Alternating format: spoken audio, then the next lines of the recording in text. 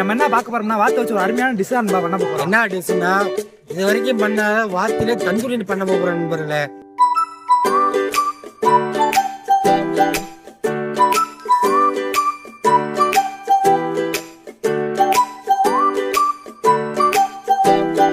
இப்போ வந்து தந்தூரிக்கு ரெடி பண்ணியாச்சு. அடுத்து வந்து மசாலா வகையை சேர்க்க போகிறோம். ஃபஸ்ட்டு வந்து சின்ன சீரக பொடி, அடுத்து மல்லி பொடிப்பா, காஷ்மீர் சில்லி பொடிப்பா, அடுத்து தந்தூரிக்கு தேவையான தந்தூரி மசால்ப்பா, அடுத்து ஒரு எலுமிச்சம்பழ சாறு சேர்த்துக்க போகிறோம்ப்பா, 50 கிராம் தயிர்ப்பா, அடுத்து 2 முட்டை சேர்த்துக்கிறோம்ப்பா.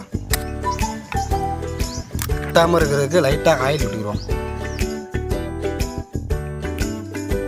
மசாலா ஃபுல்லாக நல்லா தடவி நல்லா ஆயிடுச்சுப்பா.